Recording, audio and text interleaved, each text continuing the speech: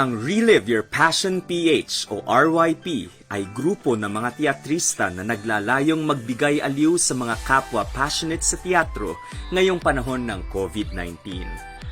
Siguro mga loveless kayo. Ano? Mga loveless po ba kayo? Gusto mo i-demand ito ng Pananinong Puri? Umalis ka dyan.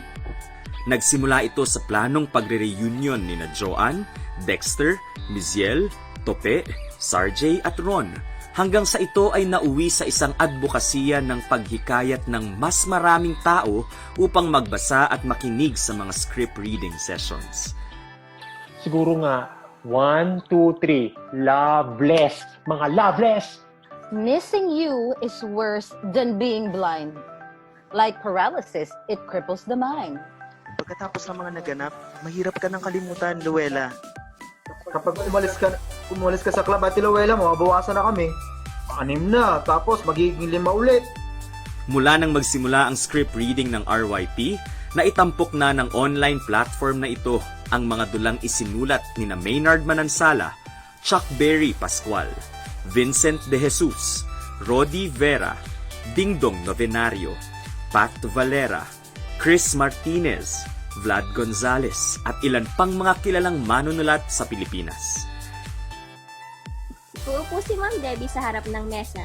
Gamit ang isang desk mirror, lalagyan niya ang mukha ng makeup at parang pinapalakas ang loob. Adele, is that you? Since I'm a bright kid, I wanted something interactive. Ayoko na nung panood-nood na lang. I wanted to see, to feel, to taste, alive, throbbing. Teka, huwag mo munang isara si niluto to ni Amor para sa iyo. Sige na. At dahil dito nais ding pasalamatan ng RYP ang mga artistang nagbigay ng oras at talento upang maisakatuparan ang script reading na ginagawa ngayon tuwing Sabado, alas 7 ng gabi. At kaibigan mo sila pero nasasobrahan ka naman yata sa pagka-concern. Many people see the grass as greener over the rainbow. Malaki ang naging epekto ng pandemyang COVID-19 sa teatro, pero hindi nagpatinag ang alab at pagmamahal ng mga artista sa sining na ito. Wala akong inuurungan. Kahit sinasabi ng PE teacher na mag-water girl na lang ako, nakikipagbalyahan ako sa basketball game. Ang taong tinatawag akong Clara ay bakit hindi na ako makahinga? Ang pulantik ng durako ng mga tilamsik ng zaman. Ang mga kasalukuyang miyembro ng RYP Core Group ay sina Sarjay Azurin, Ron Biñas, Mark Dalacat, Paulo Domingo, Tope Cliachco, Dexter Makalintal, Joanne Quiros at Katte Sabate. Lalaban, magpapatuloy at mananatiling buhay ang teatro sa Relive Your Passion PH.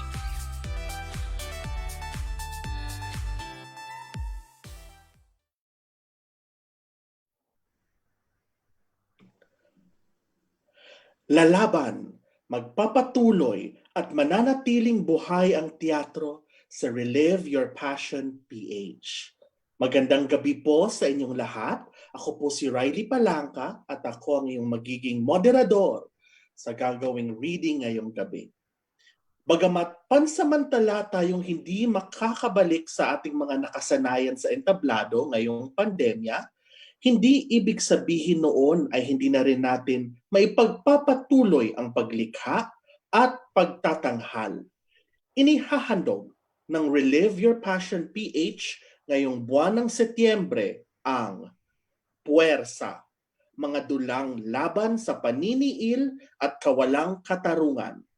At para sa Week 27, Session 44, ngayong gabi, matutunghayan natin ang pagbasa ng dulang Duyan Ka Nang Magiting ni Erika Estacio.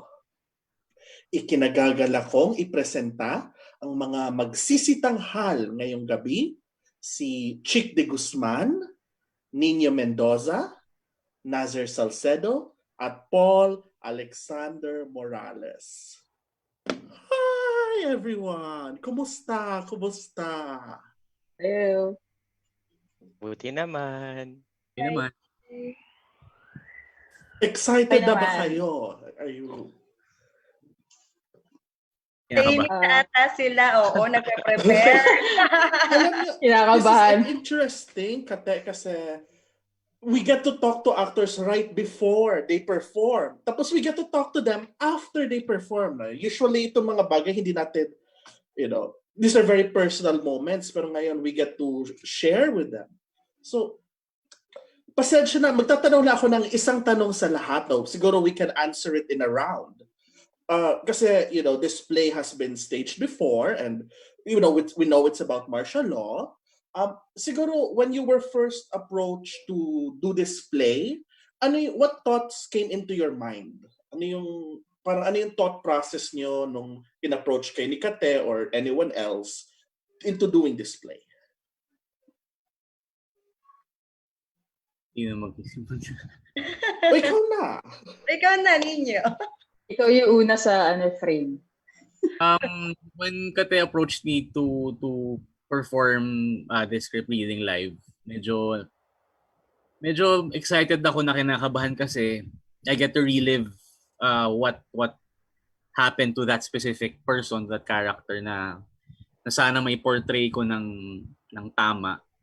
Kasi this was a difficult time in our country na dapat sigurong maramdaman din ng mga manunood at mga kasali dito sa programa natin.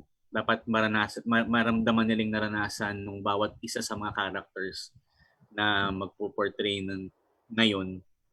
Sana magustuhan nila. Yun lang po. Ikaw naman, Chick. Ayan. Actually, nagawa ko na to, yung teenage to for Bantayog.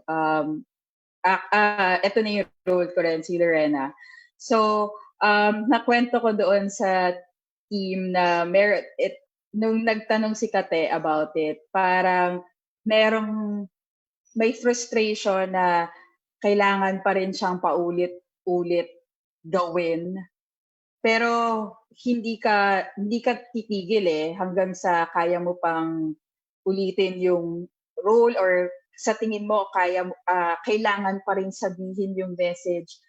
Kasi as we know, ang dami ng revisionism na nangyayari ngayon and may parallelism pang nangyayari. So yun yung mas nakakatakot na we are repeating yung history na kahit na hindi pa ako buhay noon, alam kong totoo.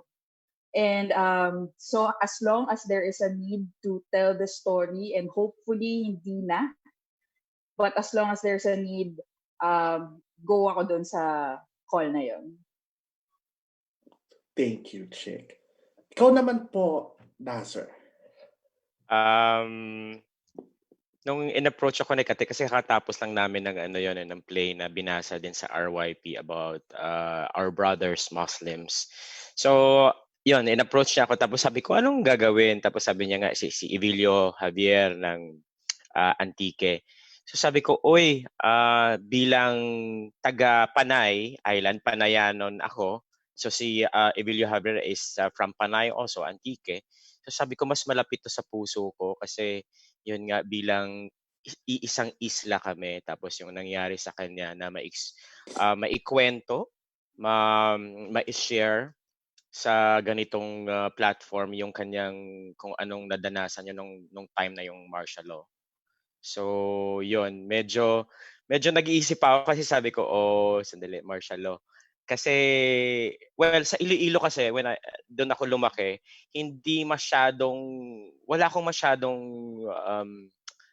memory about martial law. Alam ko lang maraming NPA noon, may mga napapagbintangang NPA doon sa yung mga magsasaka na akala ko magsasaka lang pero bakit pinagbebintangang NPA, parang ganyan. So yun, kaya at saka hati pa rin kasi ang tao aminin natin, hati pa rin talaga. May mga, sabi ko nga martial law, sandali, may mga kilala ako at saka relatives ko din na parang pro pa rin, tapos meron din mga anti. So parang yun, sabi ko, pero hindi. Bilang aktor, kailangan nating ikwento kung ano yung nangyayari sa lipunan. So, yun. So nagpasalamat ako kay Katte na inimbitahan niya ako ulit para magbasa. Thank you so much. Kayo naman po, Sir Paul. Minention sa akin ni Katte, kala ko na bibiro siya talaga. Yun yung totoo. Pagkat sabi ko nga, last time ako lumabas sa isang dula na merong dialogue, siguro hindi pa pinapanganak ng ibang mga artist. Gano'n na siya katagal. Because I really work more as a dancer and as a director. No? So to be on the other side of the stage. But of course, it's a great honor sa palagay ko, at especially nung na-realize ko na malapit na tayo dun sa anniversary ulit ng Martial Law Declaration. And maybe among the cast, ako lang din talaga yung talagang super naka-experience ng martial law. Noong 1986, nasa UP na ako eh. I was a freshman. So that whole generation and my own family's experience also. But I wanted to share that during this time in the 80s, 83, 84, 85, nung talagang maigting yung struggle against the dictatorship, itong mga kwento nila Lorena Barros, Ed Hobson, Macleing Dulag, Evilio Javier, ay napakahalaga at sinishare talaga. So tungkol ito sa kanilang kabayanihan, tungkol din siya sa kawalan ng hustisya, tungkol din siya sa inspirasyon, no? Kung ano ba yung maaari nating ialay. Ako, alam ng mga kaibigan ko talagang Rizalista ako. So si Rizal, katulad ni Ninoy, at marami pa sa ating mga bayani, ay talagang umabot doon sa kaya nilang ibigay yung kanilang buhay. Hindi lang naman kasi yung ating buhay. So ano pa yung ikatatamis ng mga alay natin sa ating bayan. Maraming salamat po sa inyong lahat. Siguro just a second quick follow-up question kasi na-bring up na rin na you're portraying real people, no, from history. If you were to describe your character in one word, no, before we watch you perform it, what word would you use? Can we go in the same order as earlier? I would describe Ed Hobson as strong. A strong person. One word ba yun? Matigas ang ulo. Yan. Fearless. Si Maclean, sa palagay ko, he was very rooted. Kumbaga, nakaugat siya talaga dun sa kanyang kultura, sa kanyang komunidad. Yung sense of self niya, parang na-encompass yung kanyang buong region. Maraming salamat po. At ako speaking personally, I'm very excited to see, what's going to happen.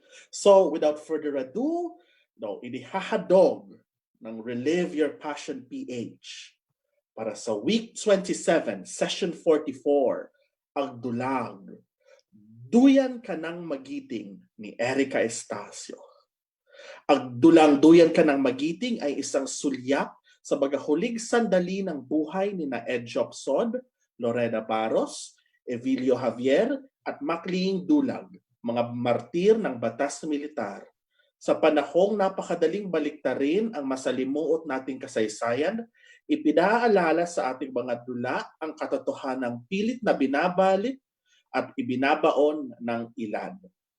Ang dula ay unang itinanghal noong 2016 sa People Power Experimental Museum bilang paggunita sa ika-30th anibersaryo ng EDSA People Power at sinundan ng pagtatanghal sa bantayog ng mga bayani bilang bahagi ng Never Again, Voices of Martial Law.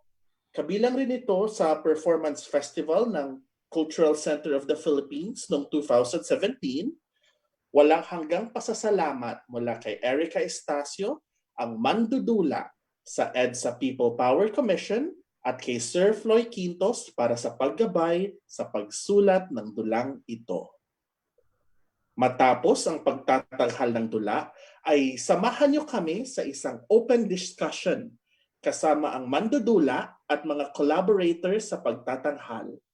Para sa malayang talakayan, maaari kayong magbigay ng komento at mga tanong sa comment section ng Facebook. live stream na ito at susubukin naming basahin at sagutin ang lahat ng inyong mga komento at katanungan. Bago formal na magsimula ang pagtataghal, nais kong tawagin ang aming direktor, si Katte, Sabate. Magandang gabi po at isang mapagpalayang gabi sa ating lahat. Maraming salamat sa pagsama sa amin sa muling pagtatanghal ng Relive Your Passion PH. At para sa buwan ng Setyembre, inihahandog ng Relive Your Passion PH ang puwersa, mga dulang laban sa paniniil at kawalang katarungan. 2 araw bago ang anibersaryo ng deklarasyon ng Batas Militar, inihahandog ng Relive Your Passion PH para sa Week 27, Session 44, ang dulang Duyan ka ng Magiting ni Erika, Estacio. Nawa ay samahan nyo kami ngayong gabi at huwag kalimutan na magbigay ng komento at katanungan sa aming comment section. At para formal na simulan ang dula, nais kong ipasa ang virtual na entablado sa aming stage manager ngayong gabi, si Jeriel Benedictos. Isang mapagpalang gabi po sa ating lahat. Ang babasahin po natin ngayong gabi ay mula sa panulat po ni Erika, Estacio na may pamagat na Duyan ka ng Magiting. Mga tauhan, Ed Hobson, Lorena Barros, Evelio Javier at Makliing Dulag. Tagpo, walang tiyak na tagpo. Magsisimula ang dula sa kadiliman. Tutunog ang isang switch at bubukas ang ilaw. Ed Hobson, 34 Davao. Bala ng baril, tama sa dibdib, mga braso at mga paa. Lorena Barros, 28 Quezon. Bala ng baril, tama sa ulo. Evelio Javier, Antique, 44. Bullets, gunshot wounds all over the body. Makliing Dulag, 50. Kalinga. Bara ni Partog di na ay sub at ilungag. Bullets, gunshot wounds all over the body. Magbabago ang ilaw.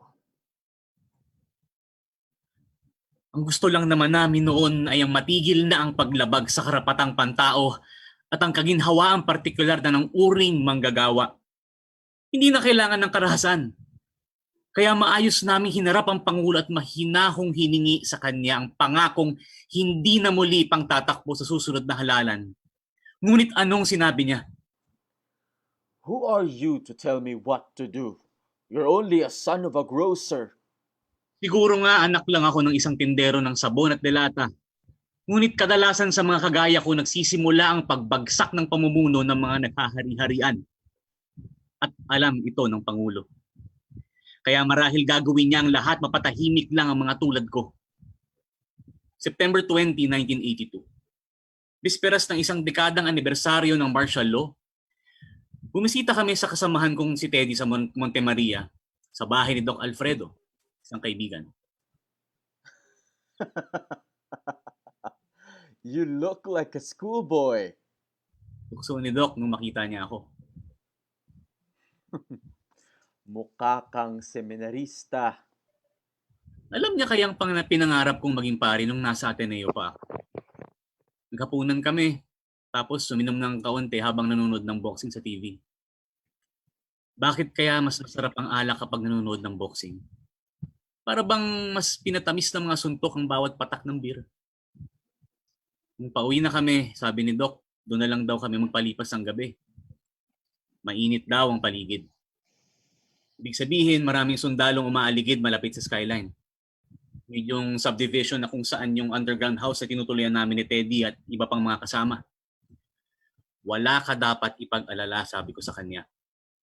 Pihado, naghahanda lang ang mga yon sa selebrasyon bukas. Nangako pa akong babalik ako bukas ng hapon. Magdadala ako ng isda para sa kilawin at magdamag kaming magkukwentuhan. Pero hindi na pala ako makakabalik. Nang gabi rin yun, niraid ng militar ang bahay namin. Sa sala ako nang makarinig ng kalabog sa labas. Parang may humahampas na bakal. Pagsilip ko sa bintana, ayun na nga. Mga sundalong may dalang Armalite. Nandiyan na sila! They're here! Nagkakagulo na! Tumakbo ko papunta sa likod ng bahay, kasunod si Teddy at isa pang mga kasamahan. Napakadilim, halos wala akong makita. Balak namin umakyat sa pader at tumalon papunta sa bakanting lote sa kabila. Nauna si Teddy. Siyang nakatalon at nakaakyat. Tumunod ako sa kanya. Narinig ko pa siyang sumigaw. Let's go! Miss Kulang tatamaan si Edshop. Pero hindi ko na siya nasagot. The new woman, the new Filipina is first and foremost a militant. Dinakip nila ako at kinabukasan. Ed Hobson, 34, Davao. Bala ng baril, tama sa dibdib, mga braso at mga paa. Magbabago ang ilaw. Ang babae raw ay para sa bahay lang. Tagapag-alaga ng mga anak, tagaluto sa kusina, kasiping sa kama. Ngunit kung nakikita niyang nilalapastangan ang kalayaan at mga karapatan ng lipunang kinabibilangan ng kanyang mga anak, pamilya, asawa, hindi na sapat na manatili lang sa isang tabi at manahimik. The new woman, the new Filipina, is first and foremost a militant. Hindi ibig sabihin nito ay binabaliwala ang mga tradisyonal na papel ng isang Pilipina.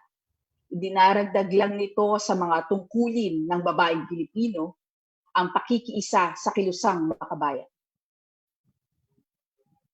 March 24, 1976. 3 taon, 6 na buwan, at 3 araw sa ilalim ng batas militar. Madaling araw. May mga kaluskos sa labas ng kubo namin sa Mauban. Naalala ko ang babala ng isang kasama. Nahuli raw ng militar ang isa sa amin at hindi raw malayong naikanta na nito kung saan ako nagtatago. Pinapalipat niya ako ng taguan pero pinilit kong magtiwala. Magtiwalang hindi ako ipagkakanulo ng kasamahan sa kilusan. Pero heto na sila. Hingang malalim, Diyos na ang bahala. Isang hudyat para sa mga kasama ko. Dali, bilisan ninyo.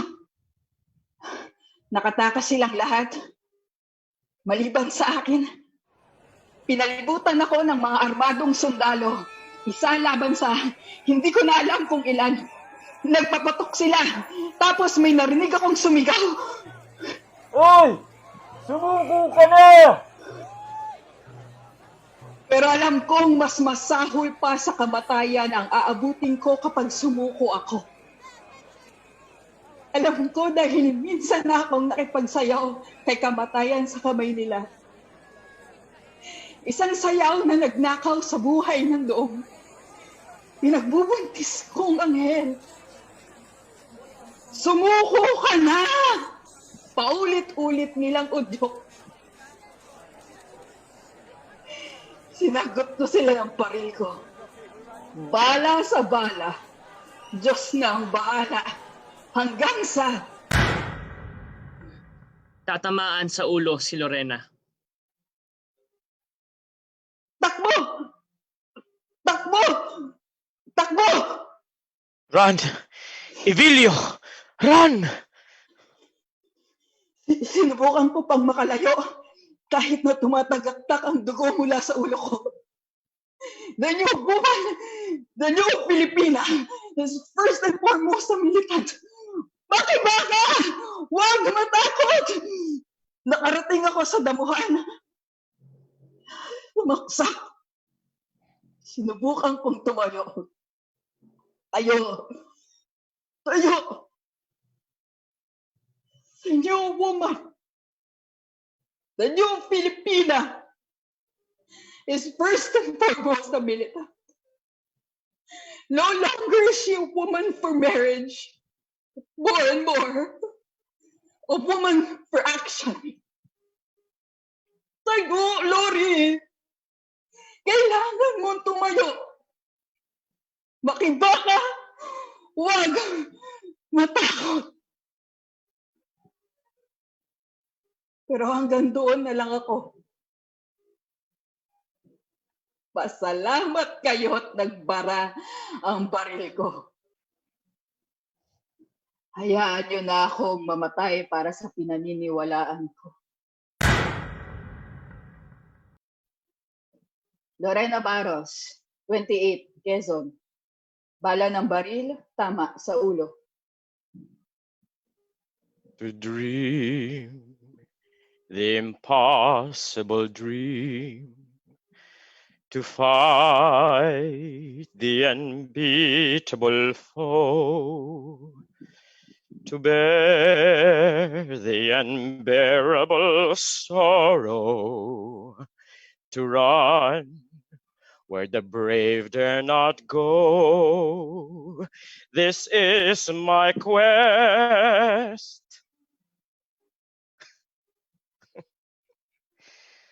This song was my theme song, a popular tune from a Broadway musical singing about fighting against impossible odds, about trying even when defeat is inevitable, about being able to die contentedly, as long as one's life was spent reaching for that unreachable star. Apparently, they also played this during my funeral procession, one that was 3 kilometers long and made up of 100,000 people from all walks of life. Although, I wouldn't really know. That kind of thing doesn't really matter. Not when you're already dead. It shouldn't be surprising why this song resonated with me so much. I had this dream, you see. A simple one. I wanted the masses to dream beyond what they already know. As a governor with the responsibility of promoting the welfare of my people, I wanted to fight poverty caused by ignorance. Ignorance that robs the poor of the ability to dream of a better future. Because what difference is there between the life of a poor, ignorant youth and the carabao he tends to pasture? In an ideal world, this dream would be shared by those whom the people trusted to take care of them. Unfortunately, I lived in a world that was far from ideal. In this world, dreaming this kind of dream had a steep price. February 11, 1986. 11 days before the revolution that will change the world. The whole nation was at a standstill, waiting with a bated breath the result of a snap presidential election between Marcos and Ninoy's widow, Cory. The stakes were very high for both camps. For the former, it could mean the end of a continuation of a long-standing reign. For the latter, it was a life of hope and freedom, or death. I was overseeing the canvassing of the votes in San Jose, and I was at the plaza in front of the Capitol building when it happened. 1 minute, I was talking to some friends. The next, someone was open firing. I looked down and saw red. Rivers of red. It seemed like it was coming out of my body, but oddly, I couldn't feel anything. Then I heard someone scream at me. Dalagan! Evelio, run! And so I did! As fast as my legs could carry me. Oh, where are the police? Why is no one helping me? A shop. I could hide. Maybe they wouldn't find me. 1 foot in front of the other, almost there. Push the comfort room door open. Hide inside the stall. Breathe in, breathe out. Don't dare make a sound. Maybe they didn't see me come in. Maybe I would survive. Maybe. Painam di ani! Leave us be, brother! Evilio Javier, 44. Antique. Bullets, gunshot wounds all over the body. Magbabago ang ilaw.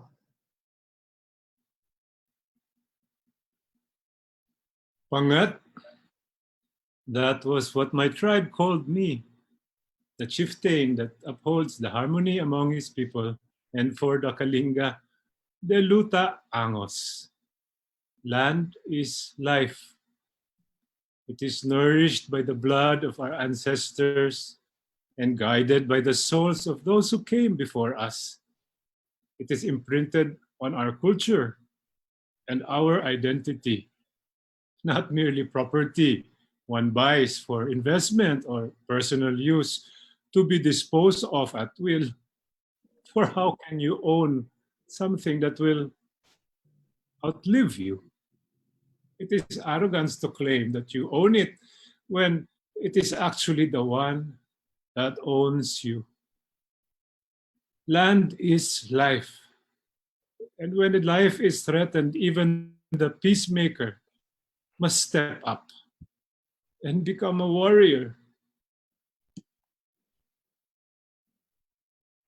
You told us development was necessary, that your dam would bring power to thousands, maybe even millions of households, but those who needed your electricity never once thought of us who would suffer. And if you had to destroy life in your search for what you say was the good life, then where was the good in that? And good for who? April 24, 1980. The entire archipelago was deep under a dictatorship. Was this search for the good life the reason why an entire infantry division of your soldiers surrounded my house that night? Why it rained bullets on my home while I sleep? Why I had to die? And now I wonder, if your dam had been built, would you have spared a thought for me and the many other Kalinga and Cordillerans whose land and life you would have destroyed? Siya di naiyanakan, tao di ang udaw at lugar. It is the birthright of everyone to claim a place. It is mine as much as it is yours. And pangat or not, man ought to fight for this right or suffer a fate worse than death. Dishonor. And so we fought. And for that we died honorably. And if I have to do it all over again, I wouldn't do anything different.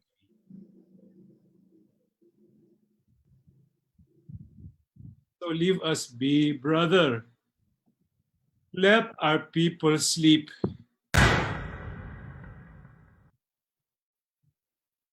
Makliing dulag, 50 kalinga, para ni Partog dinasub at telungag. Bullets, gunshot wounds all over the body. Magbabago ang ilaw. Andiyan na sila! Raid! Baki baka, wag matakot! Run! Evilio! Run! Tayo mga Palestino in Palestine, the Lumads in Mindanao, the Mangyans in Mindoro, Magdadala ako ng isda para sa kilawin at maghapon tayong magkukwentuhan. Ano ang isang komunistang ina? Maapoy na tanglaw tungo sa liwayway. What difference is there between a life of a poor, ignorant youth and the Carabao he tends to pasture? Sandigang bato, lupang bukal ng lakas sa digma. I was blindfolded and my son forced to be taken away from me. While my son was crying, papatayin nila ang tatay ko. To dream the impossible dream. To fight the unbeatable foe. Andiyan na sila! Takbo! Takbo! Go away, brother! Makibaka! Makibaka! Huwag matakot! Makibaka! Makibaka! Huwag matakot! Makibaka! Makibaka! Huwag matakot! Makibaka! Makibaka! Huwag matakot! matakot! Makibaka! Makibaka!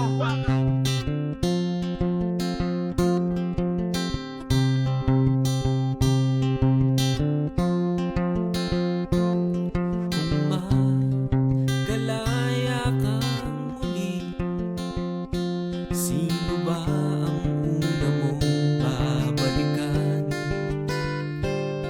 Kung magalaya kang muli, sisisihin mo ba ang nakaraan? Nangangarap bang lumayo at tumakbo ng pagkatuling-tuling hanggang sa lumipad at mapagod ng sumayaw magalak dahil gigising ka pa rin nakapilit?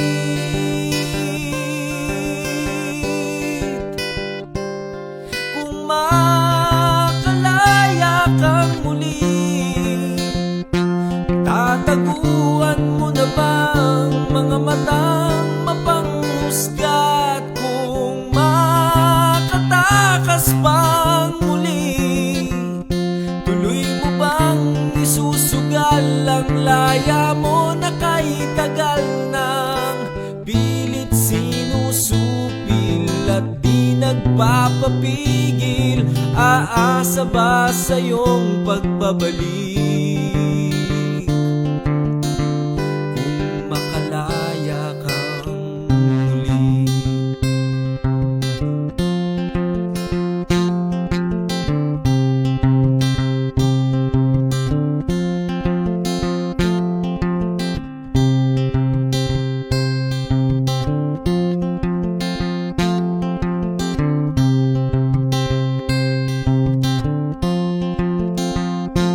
Umaawit ba, tumutula, sumisigaw at hindi ba titigil hanggang makarating sa kamalayan ng sanglibong pangarap? Nagigising sa iyong pagkapilit.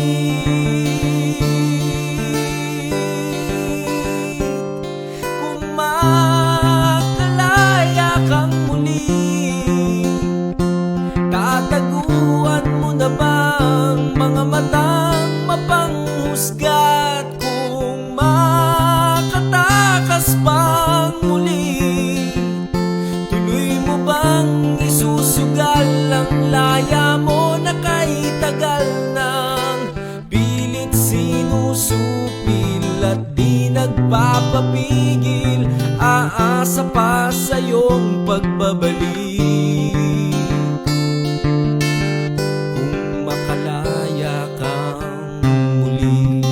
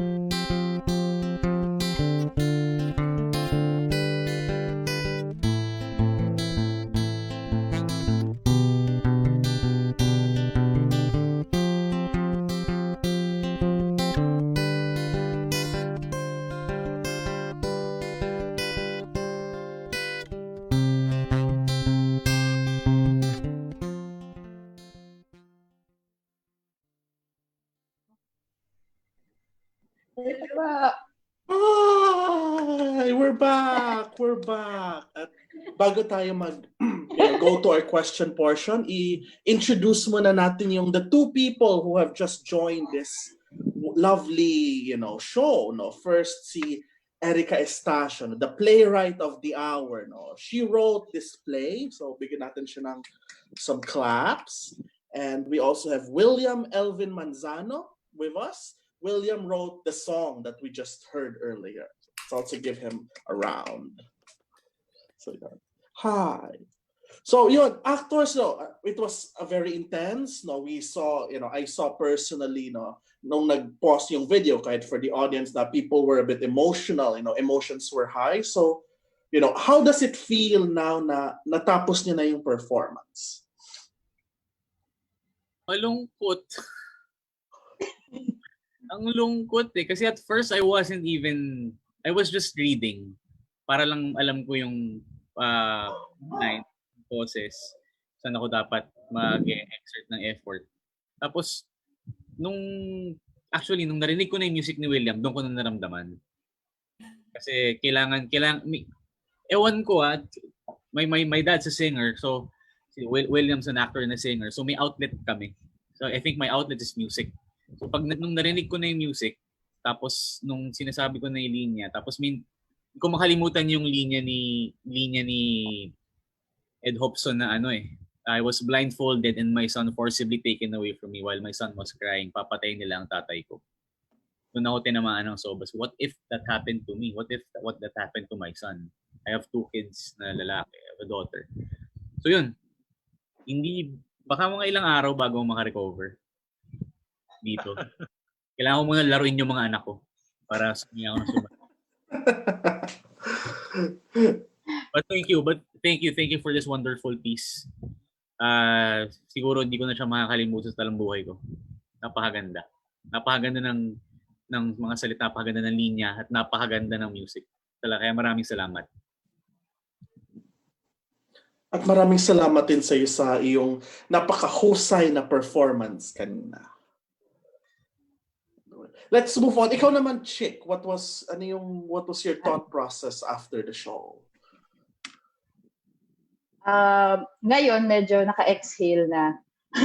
Pero kasi parang hindi ka pwede bumitaw eh. Kasi parang exhale ka na doon sa character, and then nakita mo yung video na gawa ng isang bata, isang Gen Z, na ito yung perspektibo nila na hindi pa tapos yung laban. Hindi pa. So, exhale ka as the character, inhale ka as an actor na may substance, ano na sunod mong gagawin. So, yung feeling ngayon is nakahang kasi ano na sunod. Yun lang. Wow. Thank you, Chic. Tapos, Sir Nazer.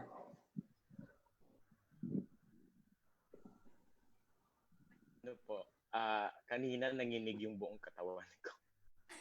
I mean, nag-numb siya na hindi ko maintindihan kasi maybe because yung experience na yung baril, narinig ko yung baril kasi I was exposed to from a young age na may mga baril, mga putok ng baril dati sa province. So, yun. Parang nagkaroon siya ng muscle memory again. Parang bumalik yung sa katawan mo, nararamdaman mo na hindi ka makahinga, yung parang nagnanumb yung buong katawan. Yun. I have to shake it off. Pagkatapos ng eksena ko, my God, sabi ko, mabuti na lang wala na ako sa camera. Sabi ko, I have to shake it off. Sabi ko, parang hihimatayin ako. Sabi ko, ayoko ng ganito. Yun. So, it's really hard. It's difficult. Thank you po. Thank you, Sir Nazer. At kayo po, Sir Paul, anong experience niyo po after doing the play? I would say I felt it was a bit cathartic for me. Medyo parang nakaramdaman kong nagbago yung parang paradigm, yung pakiramdam.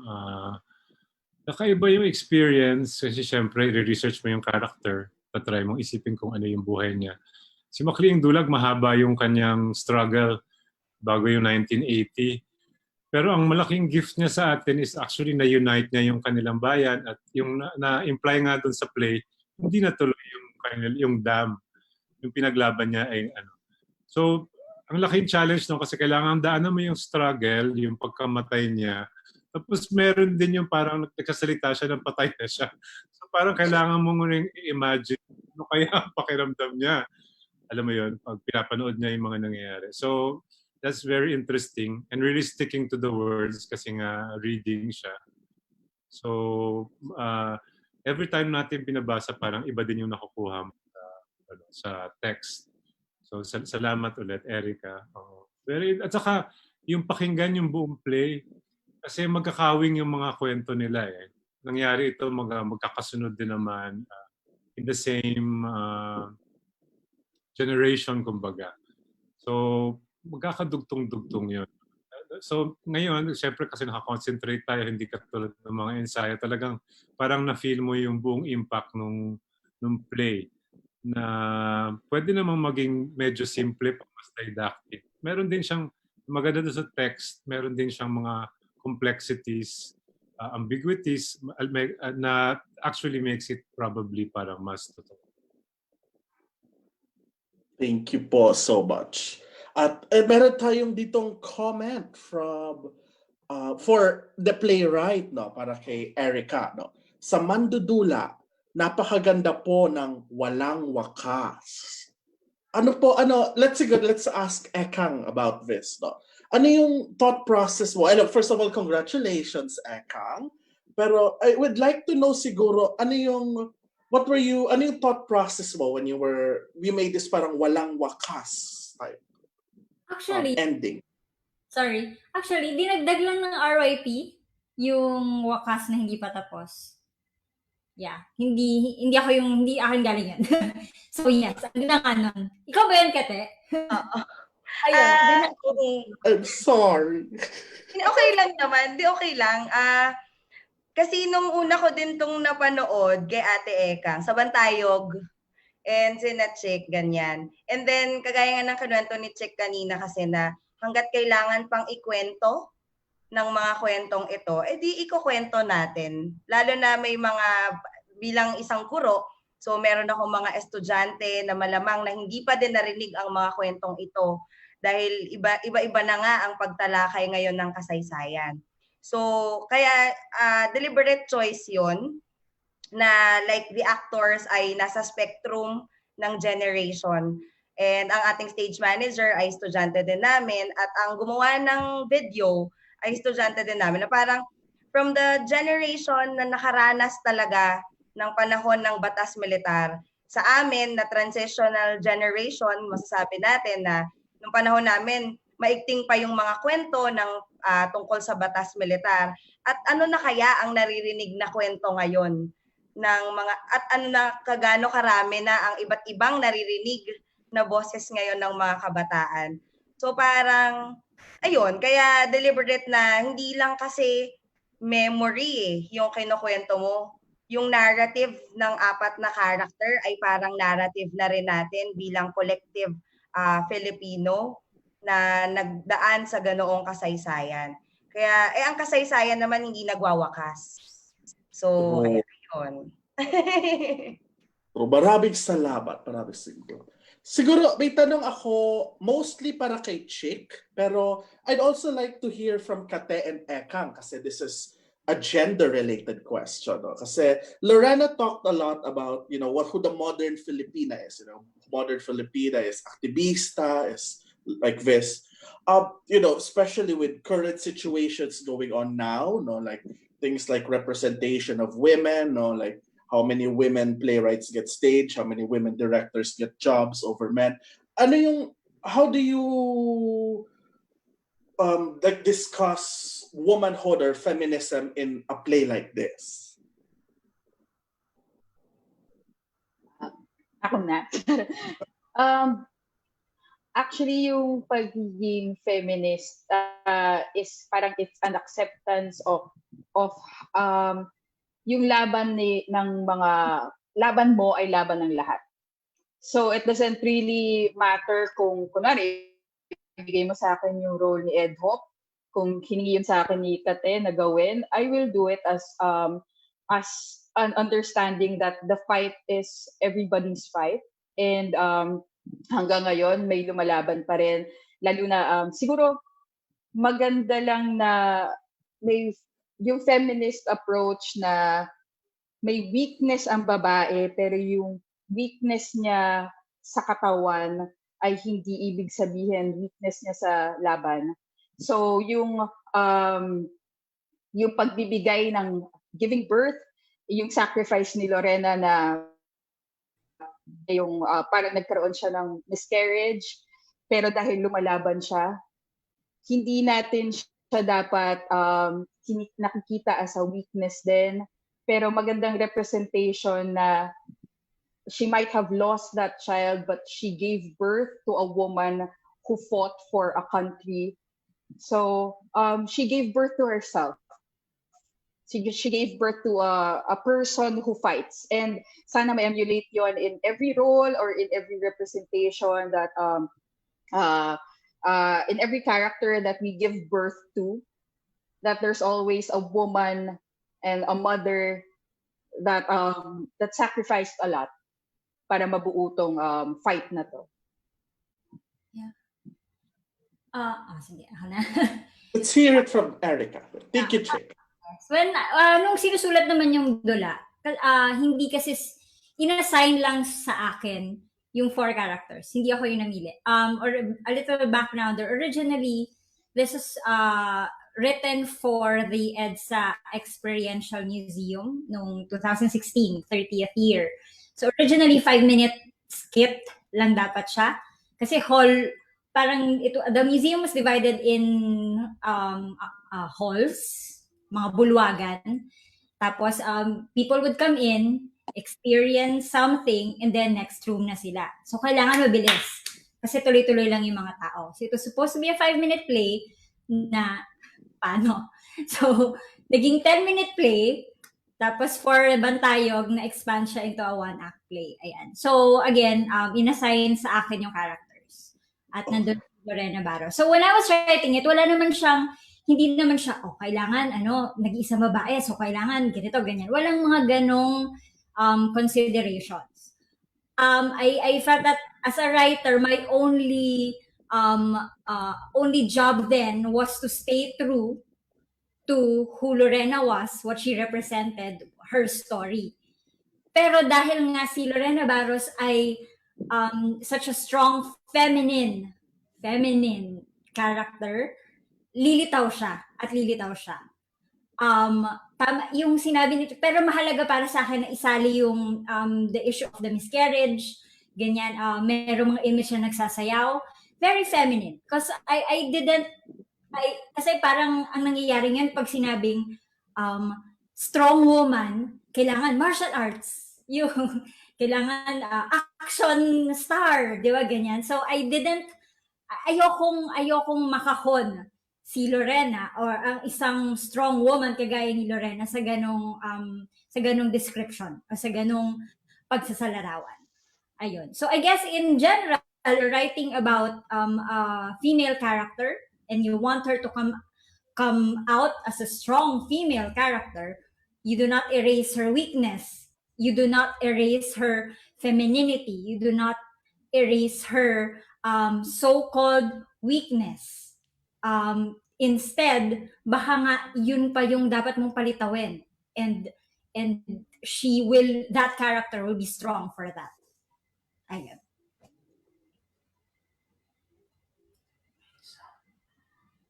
Thank you very much for that answer.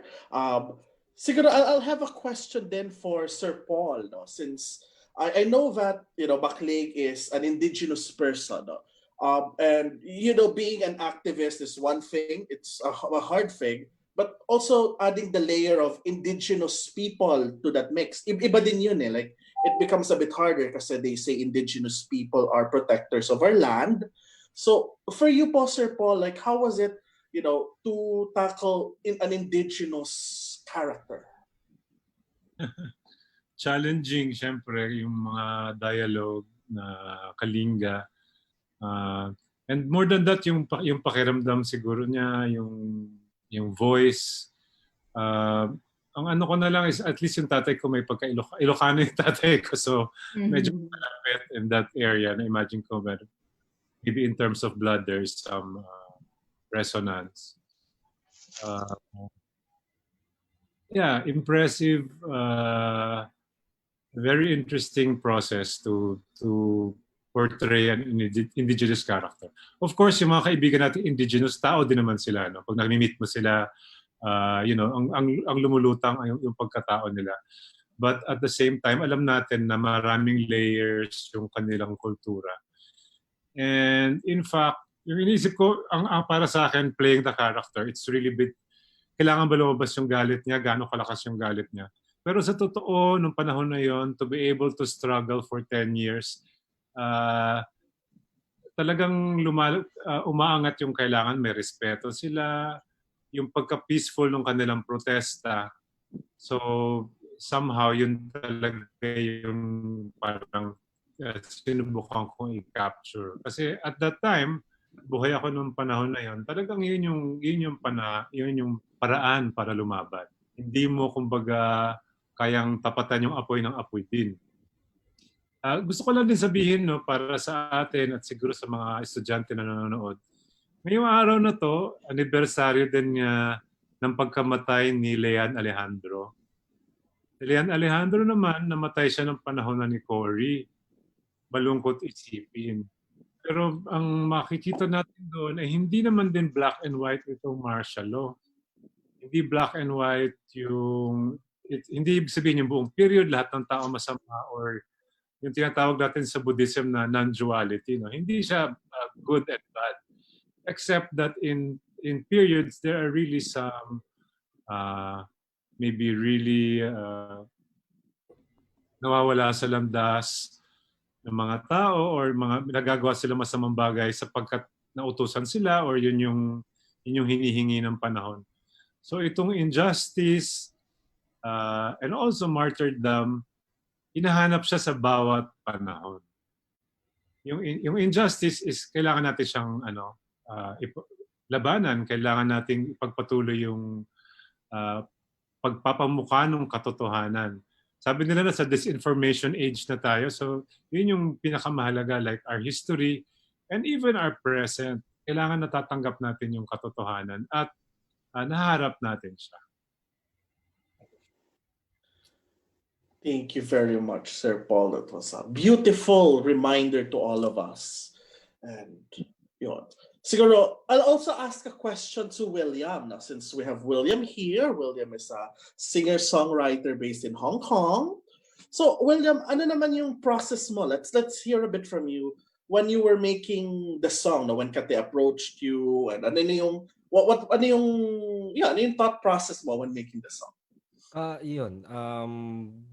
First of all, congratulations po sa lahat. This is very beautiful performances from everyone, and because the text is beautiful and everything is beautiful. I mean,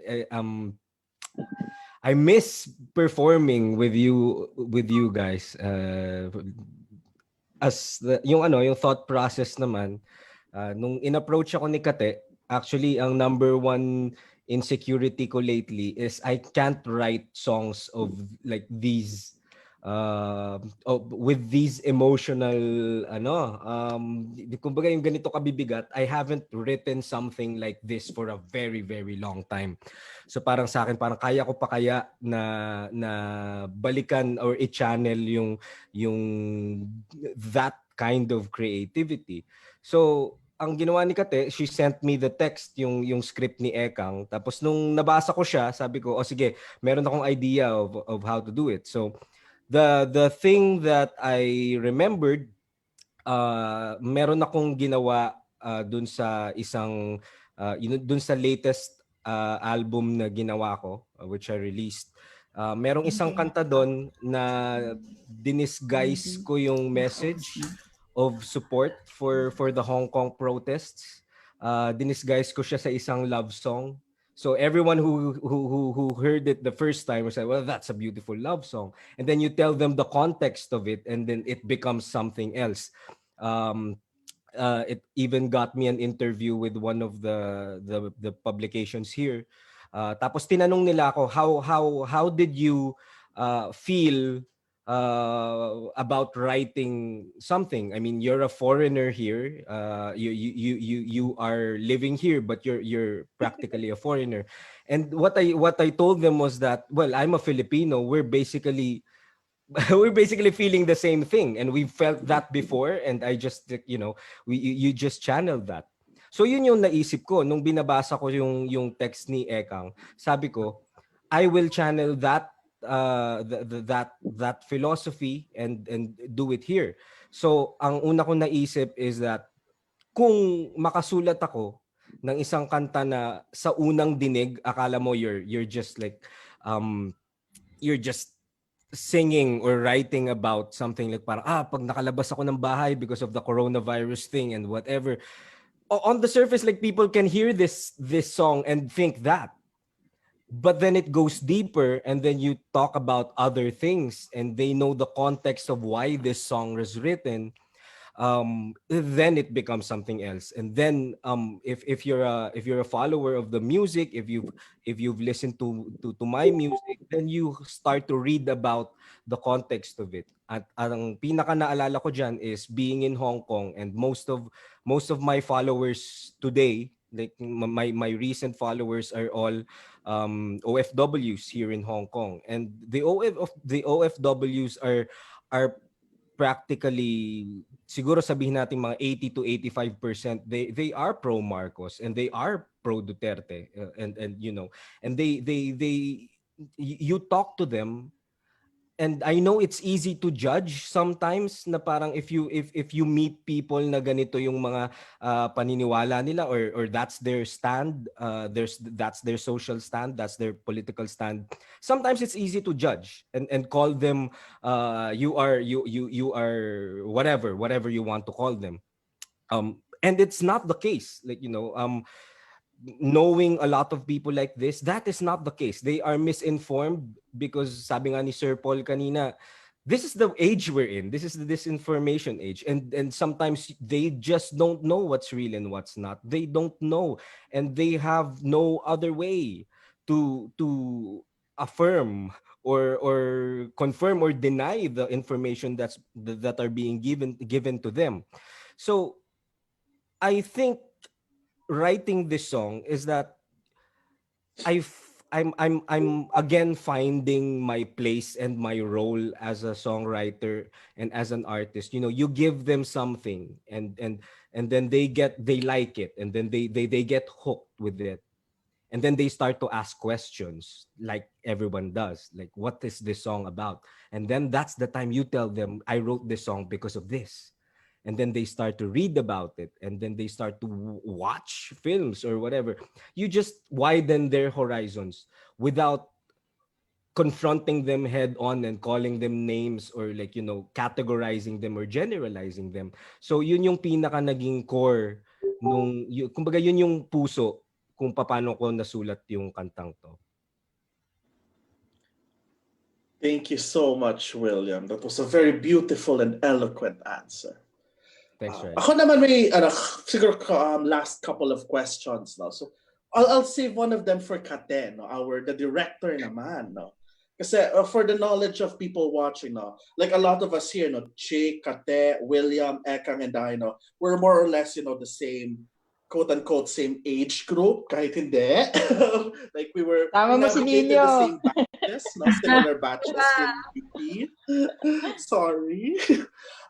Siguro, as na-mention mo Katte kanina, di ba, na we're kind of like an in-between generation. Like, we grew up a post-martial in a post-martial law world. And how was it like for you to head this production, no? In a time like this na marami tayong issues that continue to happen, and in commemoration of martial law. So how was it like for you? Ako na ba yun?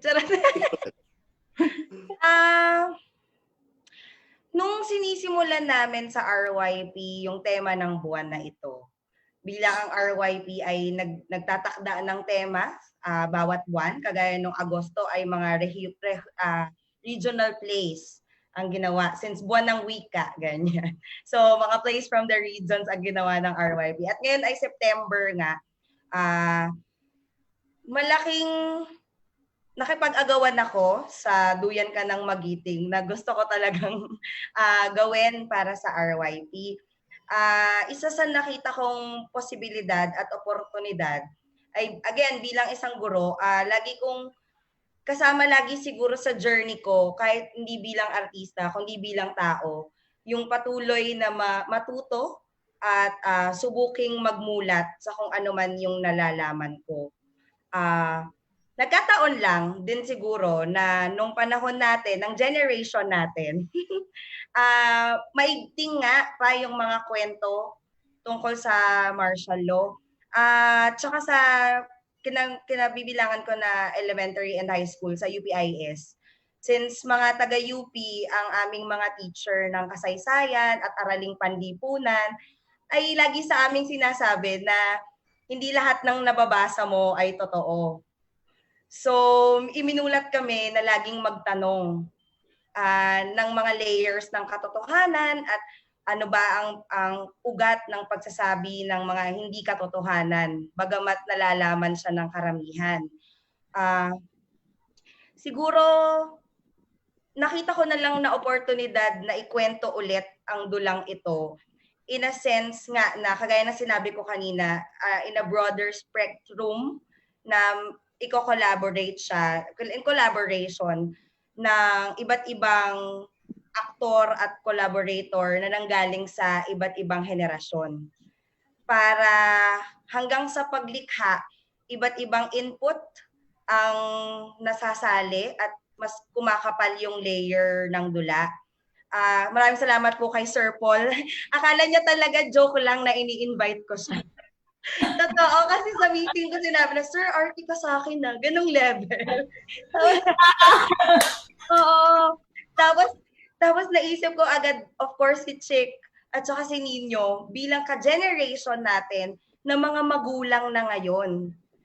So, syempre, nung panahon natin, iba yung level ng, nung panahon na nasa UP pa tayo, iba yung level ng pakikibaka, sa layer ng pakikibaka at pagmulat na tungkol sa katotohanan kapag meron ka ng anak. Iba na nadadagdagan na yung trigger niya kasi mas iba, wala pa akong anak, pero alam mo yon, bilang teacher nga, may mga estudyante ako na ninanais ko na alam mo yon, maipasa kung ano man yung naranasan natin nung panahon natin. And then inviting you, Riley and William, na ka-generation nga natin pero nasa ibang diaspora sa panahon na ito.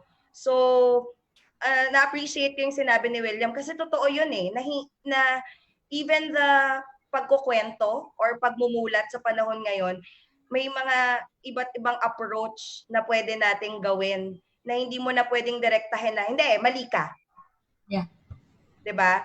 At saka bilang actors at bilang tagapagtaguyod ng sining, alam natin na bawat desisyon ay mga may pinanggalingan na sabi, we find ways. Pero yun. And then, saka yun yung kakapitan mo di ba? Lalo na sa panahon ngayon, hanap ka ng paraan na paano ba mas-stretch, paano ba ako matututo bilang tagapagtaguyod at estudyante at guro ng sining kung paano natin mapagpapatuloy ang pagkukwento ng truth. So, ayun. So, ayun, na matuto tayo with our collaborators, with our co-actors. So, hindi ko lang siya gawa. Gawa natin siya lahat. At kasama ang mga audience na nakikita natin hanggang ngayon kung paano sila mag-react. So, alam mo na may nakikinig dun sa kinukwento mo. Parang ganon. Ayun po. Thank you so much, Katte. Thank you. And siguro our last question will go to the playwright. No, we were saving it for the playwright. So for those who didn't know, no, Erika is a multi-hyphenate. No, she is a stage manager, a director, a playwright, a teacher, everything. No, and I think it shows the play. No, she used a lot of like theatrical devices. Siguro yung I'll leave it as a more general question for Ekang, no?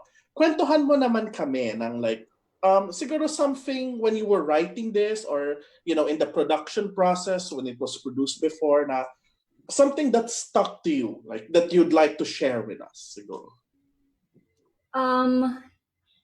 Hindi maganda yung nag-stick sa akin. Kaya feeling ko, this was 4 years ago, written 4 years ago. Tapos, parang na-detach talaga ako sa kanya, which is not good. Pero parang, yeah, this is happening. I mean, hindi lang sa akin to. Yung nag-stick sa akin, well, kasi we had a very tight deadline. Parang I only had a week to research everything and write. Something like that, a week or 5 days, less than, ganyan. So, the bulk of that week was spent just researching. Naiyak na naman ako. Tuwing naalala ko siya, nasistress ako. So, researching. And dear Lord, oh God.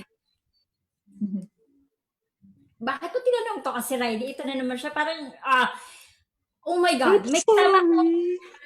May kasama pa akong isang researcher, si Nico Angeles, who's also a director and stage manager and everything.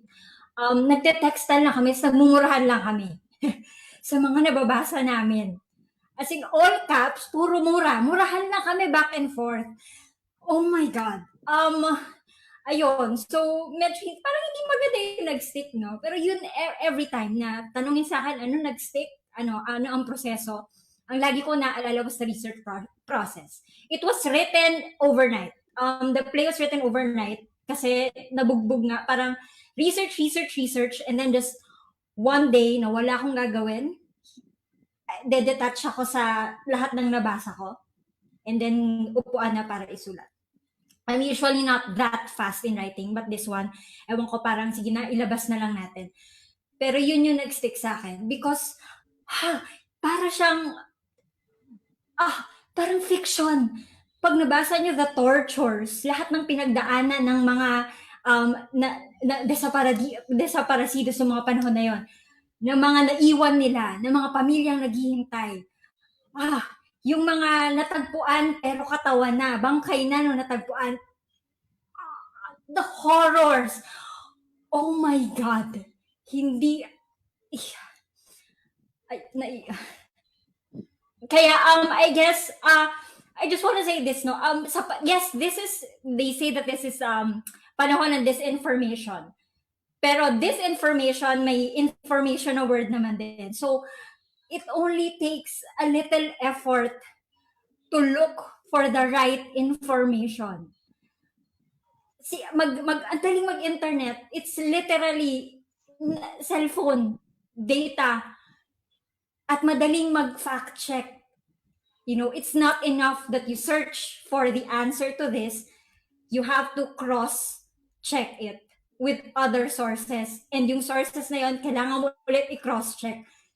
Pero madali na lang to ngayon. So that's what's frustrating. Kasi kung kailan napakadaling maghanap ng impormasyon, doon tayo nakakalimot.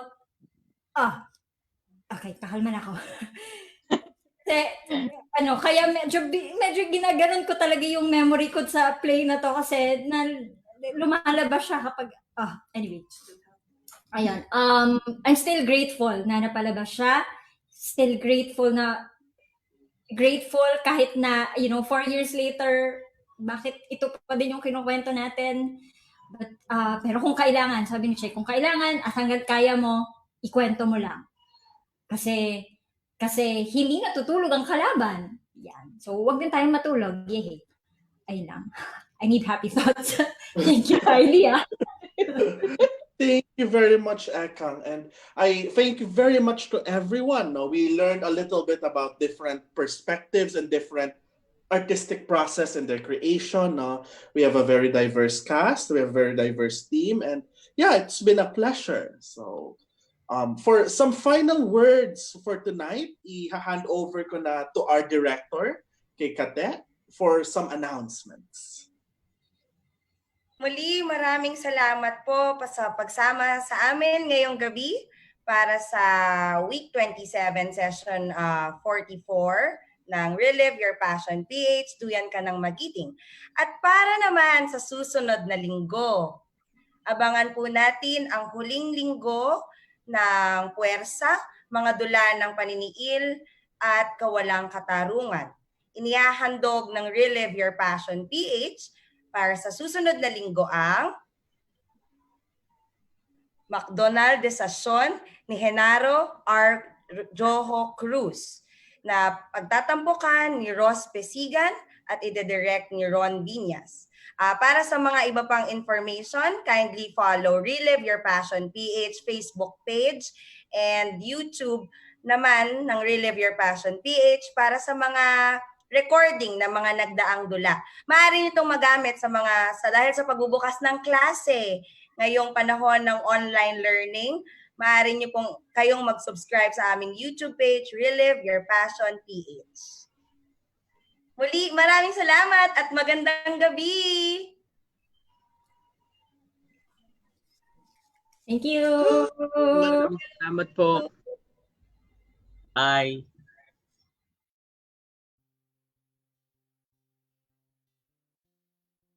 Thank you.